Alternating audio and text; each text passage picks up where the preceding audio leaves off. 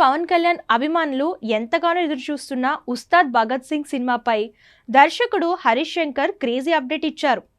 కలియుగ ప్రత్యక్ష దైవం శ్రీ వెంకటేశ్వర స్వామి వారిని ఆయన మంగళవారం ఉదయం విఐపి విరామ సమయంలో దర్శించుకున్నారు.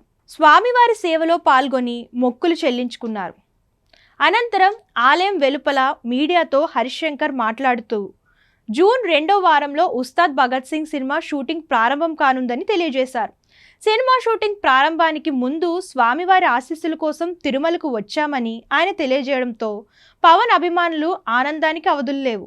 గతంలో పవన్ కళ్యాణ్తో గబ్బర్ సింగ్ వంటి బ్లాక్ బస్టర్ హిట్ అందించిన హరీష్ ఈ సినిమాతో మరోసారి ఆ మ్యాజిక్ను రిపీట్ చేస్తారని అభిమానులు ఆశిస్తున్నారు.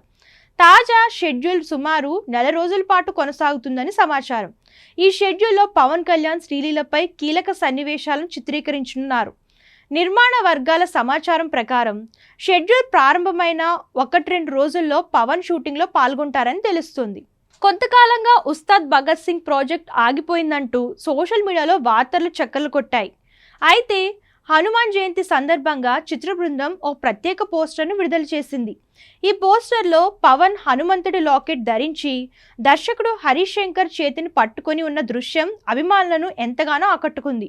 ఈ పోస్టర్తో సినిమా ఆగిపోలేదని, త్వరలోనే చిత్రీకరణ మొదలవుతుందని స్పష్టమైన సంకేతాలు ఇచ్చారు. మైత్రి మూవీ మేకర్స్ బ్యానర్పై నిర్మిస్తున్న ఈ చిత్రానికి దేవిశ్రీ ప్రసాద్ సంగీతం అందిస్తున్నారు. తొలుత ఈ సినిమాను 2025 దీపావళికి విడుదల చేయాలని భావించినప్పటికీ తాజా సమాచారం ప్రకారం 2026లో థియేటర్లలోకి తీసుకురావాలని మేకర్స్ ప్లాన్ చేస్తున్నట్లు తెలుస్తుంది. కాగా పవన్ ప్రస్తుతం ముంబైలో ఓజీ షూటింగ్లో పాల్గొనున్నారు. ఇప్పటికే ఈ చిత్రం రిలీజ్ డేట్ను మేకర్స్ కూడా ప్రకటించారు.